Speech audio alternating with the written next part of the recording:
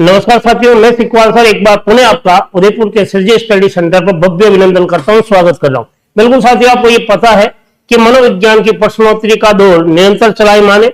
उसी के तहत आज मनोविज्ञान की प्रश्नोत्तरी भाग 20 में कुछ ऐसे चुनिंदा प्रश्नों के साथ आप और हम दोनों मिलकर चर्चा करेंगे, जिससे आपको यह ज्ञात होगा अब तक आपने कितना पढ़ा है। आपका स्वयं का मूल्यांकन आप स्वयं करिएगा। देखिएगा पहला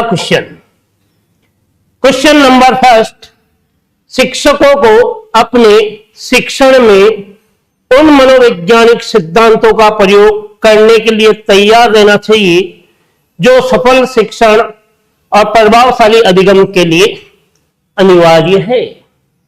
कहने का तात्पर्य, एक शिक्षक को अपने शिक्षण में उन मनोवैज्ञानिक सिद्धांतों को प्रयोग करना चाहिए जिससे उनका शिक्षण क्या हो, प्रभावशाली हो। यह कथन एलिस क्रो ने किया, स्किनर ने दिया, मोंटेसरी ने दिया या वुडवर्थ ने दिया। देखिएगा ये कथन किसका है। हर विकल्प पर चर्चा होगी, आपको तुरंत पता पड़ जाएगा ये कथन किसका है। वुडवर्थ ने जो कथन दिया था वो क्या दिया था? वुडवर्थ ये कहता है कि मनोविज्ञान ने सर्वप्रथम आत्मा को त्यागा, फिर मन मस्तिष्क को त्यागा, अंत में व्यवहार को क्या किया? स्वीकार किया। वुडवर्थ क्या कहता है? इसके अलावा अधिगम को लेकर वुडवर्थ क्या कहता है? नवीन ज्ञान नवीन प्रतिक्रियाओं का अर्जन है। तो इस दृष्टि से ये विकल्प क्या हो गया? गलत हो गया। मोंटेसरी है इंद्रियों के आधार पर सीखने की बात कहती है। सीखने की बात, इंद्रिय यानी ज्ञानेंद्रियों के आधार पर सीखने की बात कहती, तो यह विकल्प भी क्या हो गया? गलत। फिर आप क्या है, स्किनर क्या कहता है? अधिगम को लेकर व्यवहार में उत्तरोत्तर समन्वय की प्रक्रिया सीखना है। व्यवहार में उत्तरोत्तर समन्वय की प्रक्रिया क्या है? सीखना है।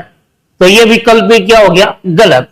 तीन कथन मैंने आपके सामने प्रस्तुत किए, तीन व्यक्तियों ने यह कहा और एलिस क्रो जो था उसने ये कहा शिक्षक को अपने शिक्षण में उन मनोवैज्ञानिक सिद्धांतों का प्रयोग करना चाहिए जिससे उनका शिक्षण प्रभावशाली हो और अधिगम भी क्या हो? प्रभावी हो। तो ये कथन एलिस क्रो का है। ए विकल्प क्या है? बिल्कुल सही है। चलिए अगले कथन की ओर या अगले क्वेश्चन की ओर। क्वेश्चन नंबर 2, निम्नलिखित में से मनोविज्ञान के संदर्भ में कौन सा कथन सही नहीं है? देखिएगा, क्या मनोविज्ञान आत्मा का विज्ञान के रूप में है? क्या मनोविज्ञान तर्क के विज्ञान के रूप में है? क्या मनोविज्ञान मस्तिष्क के विज्ञान के रूप में है या मनोविज्ञान चेतना के विज्ञान के रूप में है? क्वेश्चन क्या पूछ रहा है कि निम्नलिखित में से मनोविज्ञान के संदर्भ में कौन सा कथन नहीं है? देखिएगा, मनोविज्ञान आत्मा के विज्ञान के रूप में यह कथन तो है। यह क्या पूछ रहा है? कौन सा कथन जो है वो नहीं है? तो ये तो है, इसका मतलब ये उत्तर होगा नहीं। मस्तिष्क के विज्ञान के रूप में भी इसे परिभाषित किया मनोविज्ञान को, तो ये भी है, तो ये विकल्प भी नहीं होगा। चेतना के विज्ञान के रूप में भी है, ये भी नहीं होगा। तो कौन सा नहीं है? मनोविज्ञान को तार्किक विज्ञान के रूप में परिभाषित नहीं किया गया है साथियों। तो बी विकल्प क्या हो गया? बिल्कुल सही हो गया। चलिए अगले क्वेश्चन की ओर। क्वेश्चन नंबर 3 क्या कहता है? बच्चे दुनिया के बारे में अपनी समझ को सर्जित करते हैं, इसका श्रेय दिया गया है। जो बच्चे हैं वो अपने संसार जगत के बारे में, दुनिया के बारे में अपनी समझ को क्या करते हैं? विकसित करते हैं, इसका श्रेय दिया गया है। क्या इसके बारे में स्किनर को श्रेय दिया गया? तो ये विकल्प बिल्कुल बिल्कुल क्या है? गलत है। क्यों? स्किनर साहब ने तो केवल क्रिया प्रस्तुत को लेकर बात कही है, करके सीखने को लेकर। तो इसमें कहीं इस चीज का उल्लेख नहीं है कि समझ को सर्जन करते हैं। जीन प्याजे की बात करते हैं तो यह बिल्कुल विकल्प सही है, क्योंकि जीन प्याजे ने ज्ञानात्मक पक्ष की बात की है, और जहां ज्ञानात्मक पक्ष की बात होती है तो बिल्कुल वहां व्यक्ति की समझ और सर्जन का उल्लेख होता है। तो इस कथन का जो श्रेय दिया गया वो जीन प्याजे को दिया गया। पावलो ने केवल शास्त्रीय अनुबंधन की बात कही है, तो यह विकल्प होगा नहीं। और यदि हम बात करते हैं कोलबर्ग ने, वो केवल पूर्णता को लेकर बात कहता है, पूर्णता को, तो यह विकल्प भी नहीं होगा। तो आंसर क्या है? आपका जो बी विकल्प है साथियों, जीन प्याजे वाला विकल्प बी। कौन सा है? बी विकल्प है, वो क्या हो गया? बिल्कुल सही हो गया। चलिए अगले क्वेश्चन की ओर। Question number 4, zone of proximal का डेवलपमेंट प्रत्यय किसने दिया? बहुत ही जबरदस्त है क्वेश्चन, दिमाग की घंटी को हिलाने वाला है। देखिएगा, जॉन ऑफ प्रोक्सी का डेवलपमेंट नामक प्रत्यय देने वाला व्यक्ति कौन था? बांडुरा ने सामाजिक प्रत्यय को लेकर बात कही है, तो यह होगा नहीं। प्याजे ने संज्ञानात्मक प्रत्यय को लेकर बात कही है, तो यह भी होगा नहीं। स्किनर ने क्रिया प्रस्तुत को लेकर बात कही है, तो यह भी विकल्प होगा नहीं। और वाइकोथोस की नाम का जो व्यक्ति है साथियों, उसने जॉन ऑफ, साथ में कौन है? प्रोक्सिका, जॉन ऑफ प्रोक्सिका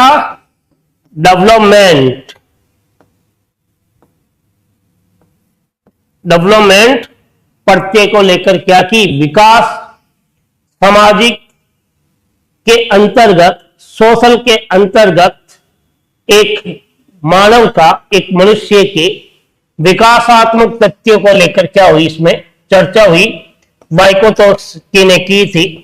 तो डी विकल्प क्या है? बिल्कुल करेक्ट है। चलिए अगले क्वेश्चन की ओर। क्वेश्चन नंबर 5 क्या कहता है? किसी आयु में बालक की मानसिक योग्यता का लगभग पूर्ण विकास हो जाता है। ऐसा कौन सा आयु वर्ग का बालक या बालिका है जिसमें लगभग उसकी संपूर्ण मानसिक शक्तियों का क्या हो जाता है? विकास हो जाता है। देखिएगा, 11 वर्ष में नहीं, 90% तक ही रहता है। 9 वर्ष में 80% का भी उल्लेख मिलता है, और 66 वर्ष में लगभग पूर्ण भी हो जाता है और कुछ गायब भी हो जाता है। तो लगभग यदि बात होती है तो 14 वर्ष तक आते आते किसी भी बालक का संपूर्ण मानसिक शक्ति का क्या होता है? विकास हो जाता है। तो ए विकल्प क्या हो गया साथियों? बिल्कुल करेक्ट हो गया। क्वेश्चन नंबर 6, मानसिक विकास को प्रभावित करने वाला कारक नहीं है। ऐसा कौन सा कारक है जो मानसिक शक्तियों को प्रभावित नहीं करता? देखिएगा, परिवार का वातावरण यदि सही नहीं है तो आपका दिमाग कहीं ना कहीं प्रभावित होगा। तो यह तो मानसिक शक्तियों को प्रभावित करने वाला कारक है। परिवार की आर्थिक स्थिति भी खराब है तो वो भी आपके मानसिक विकास को क्या करेगी? प्रभावित करेगी।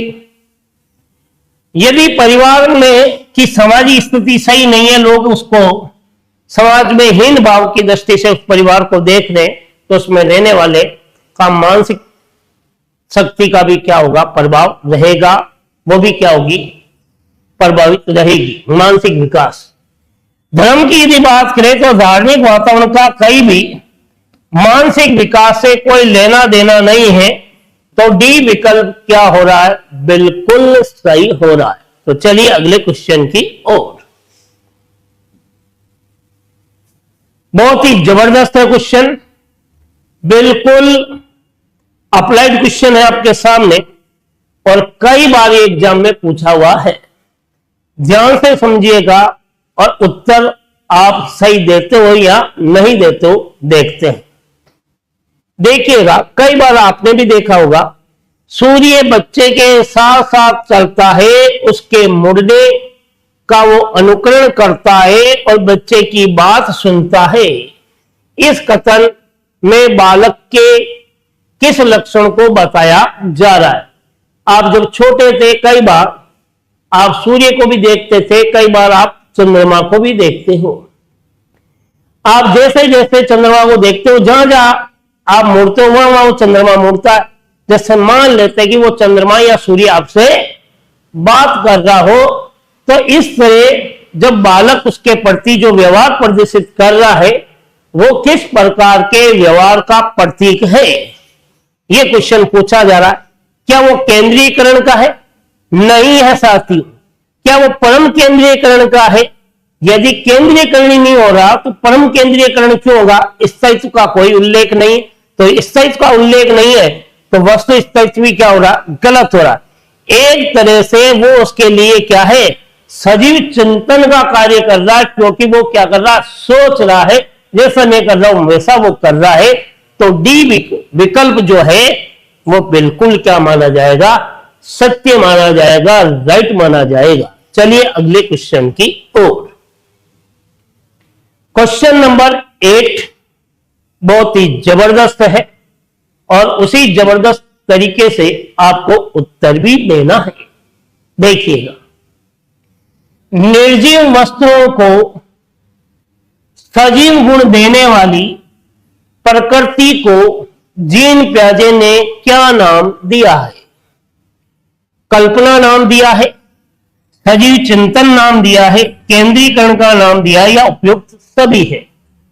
जो भी निर्जीव वस्तुएं हैं को सजीव गुण देने के लिए यदि इसकी प्रकृति को लेकर जीन प्याजे ने क्या बात कही है, देखिएगा कल्पना की बात होती है तो निर्जीव वस्तुओं को सजीव गुण देने के लिए जो प्रकृति होती वो कल्पना पर आधारित नहीं होती, तो किस पर आधारित होती है?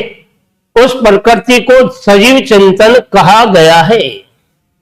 केंद्रीयकरण होगा नहीं, जब ये दो विकल्प पर के नहीं है तो डी भी क्या हो गया, गलत।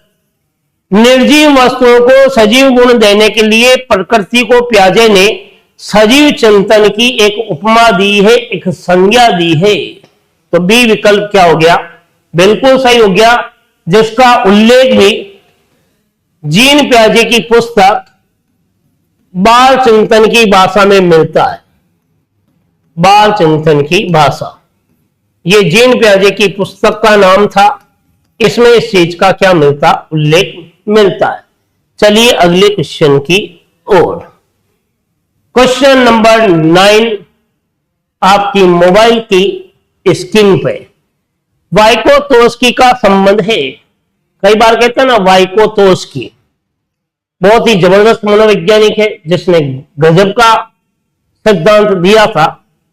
इस वाइकोतोस्की की जब भी बात होती है वो आनुवंशिकता से नहीं रहती, तो आनुवंशिकता का संबंध किससे है, मेडल से है। शारीरिकता की यदि बात होती है ये आनुवंशिकता का ही प्रतीक है, इसका भी संबंध मेडल से है। नैतिकता का संबंध किससे है, कोलबर्ग से है। तो समझ गए होंगे आखिर सामाजिकता का संबंध किससे होगा, तो सामाजिकता को लेकर वाइकोतोस्की के द्वारा जबरदस्त सिद्धांत दिया गया। तो डी विकल्प क्या माना जाएगा, बिल्कुल सही माना जाएगा। चलिए अगले क्वेश्चन की ओर।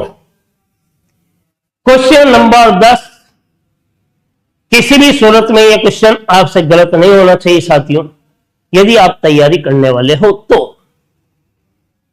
0 से 25 बुद्धि लब्धि का संबंध किस प्रकार के बालकों से होगा? जिन बालकों की बुद्धि लब्धि 0 से 25 है, उनका संबंध किस प्रकार के बालकों से होगा? देखिएगा, यदि आपने टर्मन का बुद्धि लब्धि वर्गीकरण पढ़ा है, बुद्धि लब्धि वर्गीकरण जो किसने दिया था? टर्मन ने दिया था, तो आप इसका उत्तर दे सकते हो।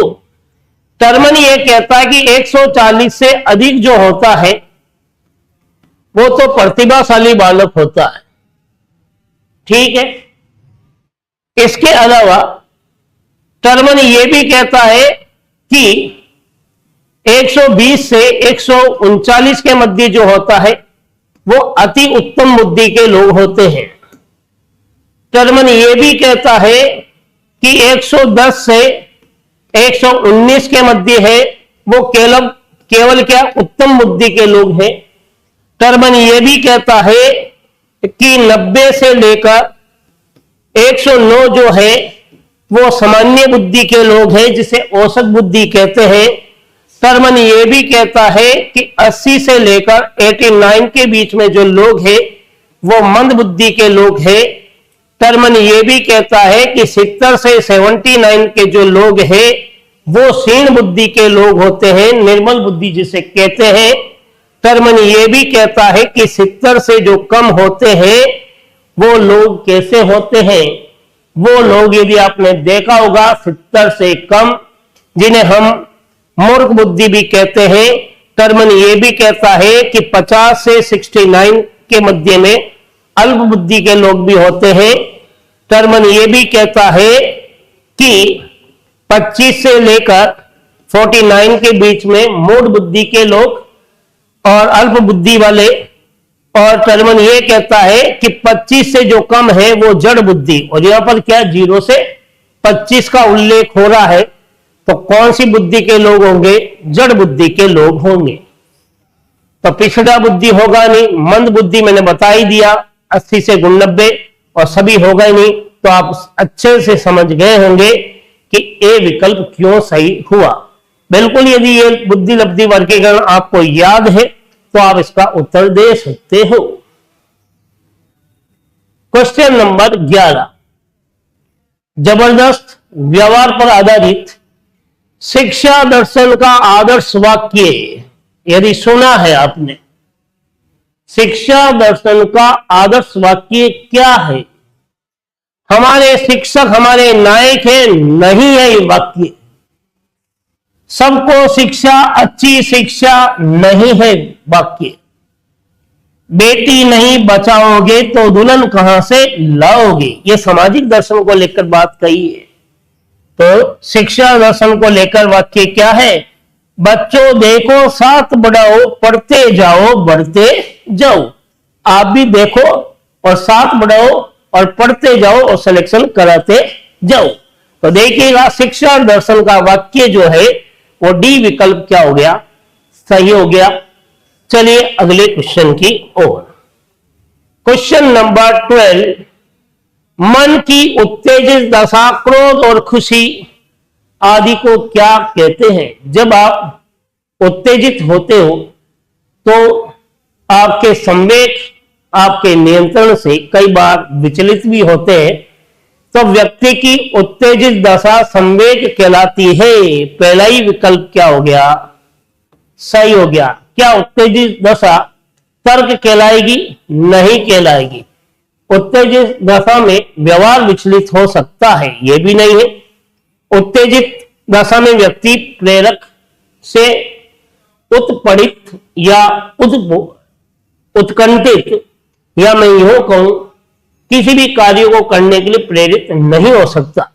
तो बिल्कुल ए विकल्प क्या हो गया साथियों? सही। क्वेश्चन नंबर 13 बहुत ही जबरदस्त है। पितृ विरोधी ग्रंथि का संबंध है। ऐसी कौन सी ग्रंथि है जिसकी वजह से लड़के अपने पिता की बजाय माता से लगाव करते हैं? तो आपने एक नाम सुना है, सिगमंड फ्रायड। क्या नाम सुना है? सिगमंड फ्रायड देवता का नाम सुना है। इसने दो प्रकार की ग्रंथियों का उल्लेख किया है। एक नाम था अलेक्ट्रा ग्रंथि, क्या नाम था? अलेक्ट्रा ग्रंथि। दूसरा नाम था ओडिपस ग्रंथि, क्या नाम था? ओडिपस ग्रंथि। अब इन दोनों ग्रंथियों के बारे में सुनते ही आपको उत्तर मिल जाएगा। देखिएगा, इस ग्रंथि की वजह से जो भी बालिकाएं हैं, या फिर मैं यूं कहूं, ये ग्रंथि की वजह से बालिकाएं अपने पिता से लगाव रखती है, और ओडिपस ग्रंथि के कारण लड़के जो होते हैं वो अपने माता से लगाव रखते हैं, पिता से नहीं। तो यह पितृ विरोधी ग्रंथि कौन सी हो गई? ओडिपस हो गई। बी विकल्प क्या हो गया? गलत हो गया। और गलत मतलब सही हो गया, ये पितृ विरोधी ओडिपस। और ए क्या हो गया? गलत। व्यवहारिक नाम की कोई ग्रंथि होती नहीं और उपयुक्त सभी है नहीं। तो आप समझ गए होंगे आखिर 13वें क्वेश्चन का विकल्प क्या सही हो रहा है। क्वेश्चन नंबर 14, मनोविज्ञान के किस संप्रदाय में मन की तुलना कंप्यूटर से की है? क्या समग्रवाद में, संरचनावाद में, संज्ञानवाद में, व्यवहारवाद में? हर विकल्प पर चर्चा करोगे तो उत्तर तक पहुंच जाओगे। देखिएगा, हम बात करते हैं समग्रवाद में, तो यहां मन को लेकर बात नहीं होती है, यहां सूझ को लेकर बात होती है। तो यह विकल्प क्या हो गया? गलत। यदि संरचनावाद की बात करते हो तो संरचनावादी जो संप्रदाय के लोग हैं, ये केवल प्रत्यय को लेकर बात करते हैं। तो यह विकल्प भी क्या हो गया? गलत हो गया। संज्ञानवाद मन की तुलना कंप्यूटर से करते हैं। किससे करते हैं? कंप्यूटर से करते हैं। तो ये आपको विकल्प सी क्या हो गया? सही। और व्यवहारवाद वस्तुनिष्ठता को लेकर चर्चा करते हैं। तो बिल्कुल आप समझ गए होंगे आखिर डी विकल्प क्यों गलत हुआ और सी क्यों सही हुआ। चलिए अगले क्वेश्चन की ओर। क्वेश्चन नंबर 15 आपके मोबाइल की स्क्रीन की पटल पर यह अंकित देखिए। एकल प्रयास का सिद्धांत किसने दिया? यदि साथियों आपने अधिगम के सभी सिद्धांत, उनके नामकरण को सही पढ़ा है, याद किया है, तो इसका उत्तर दे सकते हो। देखिएगा, चोम्स्की का नाम आता है तो भाषावाद का सिद्धांत दिया, भाषावाद का सिद्धांत, भाषा को लेकर चर्चा की। तो यह विकल्प क्या हो गया? गलत हो गया। और यदि बात करते हैं हल की, तो हल ने जो सिद्धांत दिया था वो आपने किसने दिया था? हल ने जो सिद्धांत दिया, पुनर्बलन का सिद्धांत दिया। तो यह विकल्प भी क्या हो गया? गलत। कुर्ट लेविन की बात करते हो तो क्षेत्रवादी सिद्धांत दिया, यह भी गलत। तो गुथरी ने क्या दिया? एकल प्रयास का सिद्धांत दिया है। इस वजह से यह गुथरी का आंसर क्या हो गया? बिल्कुल सही हो गया। गुथरी के सिद्धांत को समीपता अनुबंधन का सिद्धांत भी कहते हैं और एकल प्रयास का सिद्धांत भी कहते हैं। इस सिद्धांत में गुथरी ने बिल्ली की 800 फोटोओं का अवलोकन कर इसको प्रतिपुष्टित किया था। चलिए क्वेश्चन नंबर 16, पूर्ण से अंश शिक्षण सूत्र का संबंध किससे है? देखिएगा, अधिगम का एकमात्र ऐसा सिद्धांत है जो पूर्ण से अंश को लेकर बात करता है। गुथरी तो समीपता को लेकर बात करता है। तो यह विकल्प क्या होगा? गलत हो गया। कोलर जो है वो पूर्णता को लेकर बात करता है। तो समझ गए होंगे सी विकल्प क्या हो रहा है? बिल्कुल सही हो रहा है। और पावलो शास्त्रीय अनुबंधन को लेकर बात कर रहा है। इस वजह से ये बी विकल्प क्या हो रहा है? गलत हो रहा है साथियों। और थॉर्नडाइक उद्दीपक अनुक्रिया को लेकर बात करता है। इस वजह से ए विकल्प भी क्या हो रहा है? गलत हो रहा है। तो ए गलत, बी गलत और गुथरी गलत। पूर्ण से अंश शिक्षण सूत्र की देन सूझ के सिद्धांत की है साथियों। तो सी विकल्प बिल्कुल सही। तो 16वां क्वेश्चन भी हुआ पूरा। चलिए अगले क्वेश्चन की ओर। साथियों बिल्कुल आपको मजा आ रहा होगा। हर विकल्प पर चर्चा तलरूप अधिगम का सिद्धांत किसने दिया? तलरूप अधिगम का सिद्धांत किसने दिया? कोहलर ने दिया? नहीं। वुडवर्थ ने दिया? नहीं। तो किसने दिया? टोलमैन ने दिया? नहीं। किसने दिया? कुर्ट लेविन ने दिया। कब दिया? 1917 में दिया। इस सिद्धांत का एक नाम क्षेत्रवादी सिद्धांत भी है। इसी सिद्धांत को तलरूप का सिद्धांत भी कहते हैं। इसी सिद्धांत को टोपोलॉजिकल सिद्धांत भी कहते हैं। तो समझ गए होंगे आखिर तलरूप का सिद्धांत देने वाला कुर्ट लेविन है। चलिए अगले क्वेश्चन की ओर। Question number 18, mind in society thought and language पुस्तक के रचनाकार कौन है? माइंड यानी एक दिमाग, जो कि किसका रूप है? सोसाइटी को लेकर बात हो रही है। जब भी सोसाइटी को लेकर बात होती है, उत्तर आपके सामने है। क्या है? ये पुस्तक वाइकोटोस्की ने लिखी, जो सामाजिकता को लेकर, सोसाइटी को लेकर बात करता है। बांडुरा नहीं होगा, जीन प्याजे नहीं होगा और कुर्ट लेविन नहीं होगा। बांडुरा अनुकरण को लेकर बात करता है। तो इस पुस्तक का रचनाकार वाइकोटोस्की है, डी। जीन प्याजे संज्ञानात्मक को लेकर बात करता है और बाल चिंतन को लेकर बात करता है, और कुर्ट लेविन क्षेत्रवाद को लेकर बात करता है। तो इस पुस्तक के रचनाकार कौन है? Vygotsky. A mind in society thought and the language. चलिए अगले क्वेश्चन की ओर। क्वेश्चन नंबर 19, कल्पना मानसिक हस्त व्यापार है, एक प्रत्यक्ष वस्तु के बारे में चिंतन है। ये कल्पना एक नया टॉपिक जोड़ा गया और बिल्कुल यहां से सवाल हरदम पूछे गए कुछ भर्ती परीक्षाओं में।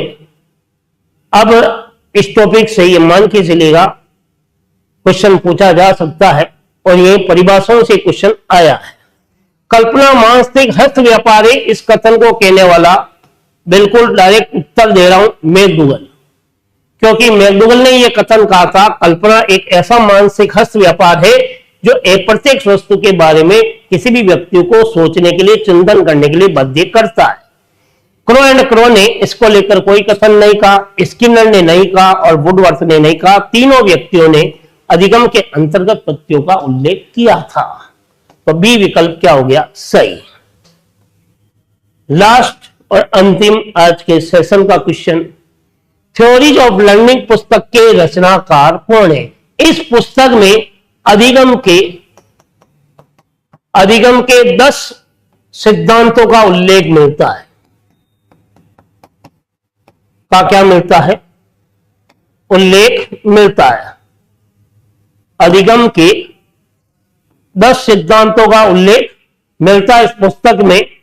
तो सोचिएगा, थ्योरीज ऑफ लर्निंग पुस्तक में अधिगम के जो 10 सिद्धांत है, इस पुस्तक के रचनाकार कौन है? देखिएगा, थर्स्टन है नहीं, मैकडूगल है नहीं, विलियम जेम्स नहीं है। कौन है? हिलगार्ड ने थ्योरीज ऑफ लर्निंग पुस्तक लिखी थी और उसी पुस्तक में अधिगम के 10 सिद्धांतों को हिलगार्ड ने बताया था। थर्स्टन की जो पुस्तक थी साथियों, थर्स्टन ने जिस पुस्तक को लिखा उसका नाम था प्राइमरी मेंटल एबिलिटी। तो थर्स्टन की पुस्तक है नहीं। मैकडूगल ने पुस्तक लिखी आउटलाइन ऑफ साइकोलॉजी और विलियम जेम्स ने पुस्तक लिखी प्रिंसिपल ऑफ साइकोलॉजी। तीनों पुस्तक, बताइए मैंने क्यों ये 3 विकल्प गलत है, ये भी मैंने बोला है।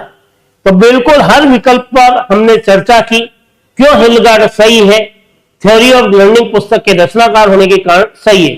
बिल्कुल साथियों, इसी तरह के वीडियो यदि आपको पसंद आ रहे हैं, हर विकल्प पर मैं चर्चा कर रहा हूं, तो अगले वीडियो में फिर नए तथ्यों के साथ हम और आप मुलाकात करेंगे, चर्चा करेंगे। बिल्कुल साथियों, यदि जीवन में सफल होना है तो निरंतर अध्ययन कीजिएगा। अपना ध्यान रखिएगा। जय हिंद, जय भारत।